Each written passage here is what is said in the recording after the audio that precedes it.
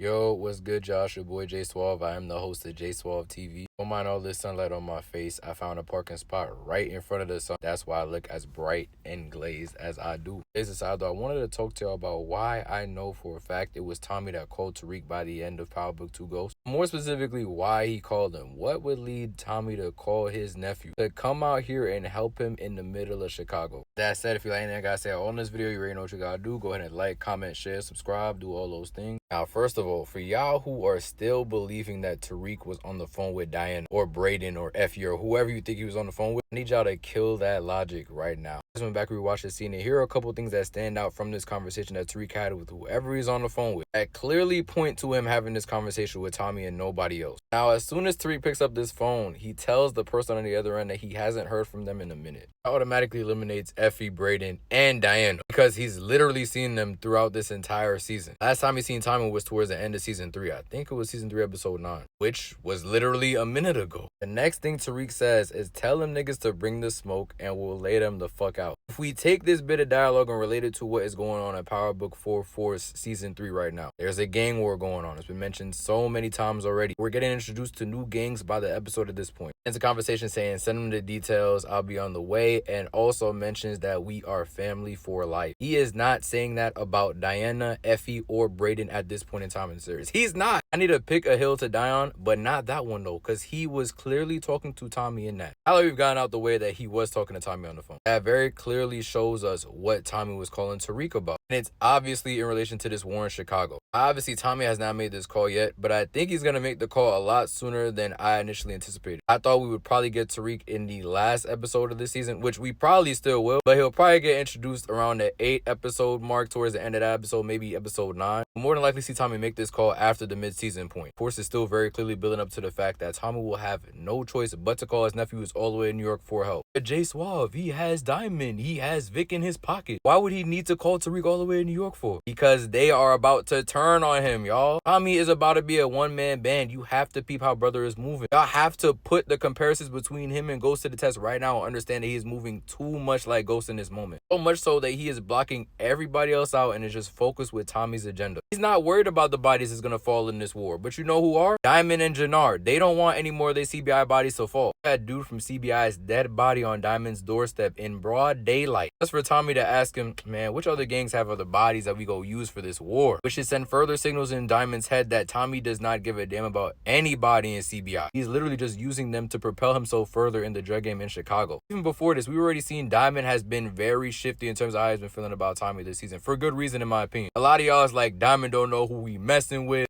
the wrong one. He can't do Tommy like that. But Tommy can do him like that. Diamond's just supposed to be cool with Tommy doing everything how he's been doing it. Even at the expense of CBI, this organization that he's been a part of for 15 plus years now. Hell no. And after this conversation with Jannard and Diamond in this episode, I'm even more confident that Tommy needs to watch how he's talking to Diamond going forward. Because with every conversation that Diamond and Jannard have, I can already see Diamond leaning more on his brother and knowing that he can lean on him for support going forward in this war in Chicago. Also, Jannard, who does not mess with Tommy and has been trying to get Diamond to steer away from Tommy this whole time. Also, since I mentioned we're in a gang war in Chicago, we got all of these gangs that we get introduced to in this season. We got the Marquez cartel, we got Miguel's crew, we got CBI, who already said is going to turn against Tommy at some point. They already not feeling how bro is doing shit. We got introduced to this new gang in this episode that D-Mac and Marshall and them ran up on. That's definitely will come back on CBI. So when they turn on Tommy, they probably go pin all that shit on him. And then we got Miguel and Ortega talking in this episode to eliminate Tommy as well. By the mid-season point in the season, I guarantee you Tommy's going to have enemies coming at him from all sorts of angles. On top of that, he got Vic in his back pocket, but you can't really trust Vic. Vic be having all the time in the world, somehow, some way, still finding time to smash shorties. He's not doing dirt for Tommy and Stacey Marks. How does he find the time to do this shit? And then in the trailer for episode 4 of this season, Claudia says she still has a play in her back pocket. So Lord knows she can even get involved in this war from behind bars. I think Tommy's going to get humbled for the first time this season. He's going to understand that this is not his home court for real just yet. And because of that, he's going to need other people in his corner other than D-Mac and his boys. Because when D-Mac finds out that it was actually Jannard and Diamond who pulled the play, it was actually a setup for them to get clipped, he's not going to want to stay with CBI at that point. I could definitely see Tommy and D-Mac deciding to come together at this point. Finally linking up with JP, as Lord knows where JP is at. And we know Kate is involved in the season 2 from the trailer. Get a reminder of the importance of family, and then when he gets this reminder, he calls up Tariq, the one nephew that he knows is actually 100% in the game. Gotta remember the conversation that Tommy and Tariq had by the end of season 3. Tommy told Tariq, you cannot be a half gangster. You either all the way in this shit or you all the way out. We might get an extended conversation between the two in this season where Tommy realizes that Tariq is fully ingratiated in this game and knows he has connections in New York that he could bring down with him to support him in this war in Chirac, because obviously it's going to take more than just Tariq alone to combat whatever the hell is about to come at Tommy. So in the end, we know damn well why Tommy called Tariq. It's because everybody is about to turn on the brother and he's going to need all the help he can get to get out of this sticky situation for the first time in a long time. That's all I got for this video, man. I'm looking forward to seeing Tommy and Tariq on screen again ahead of Legacy, which another point to those who think that Tariq wasn't on the phone with Tommy towards the end of Power Book 2 Go. If you still of the mind that they were not on the phone together after Power Legacy was announced, I think you might be a little delusional. This is the perfect place for them to link up prior to Legacy happening, in my opinion. To see them side by side for really the first time in the trenches,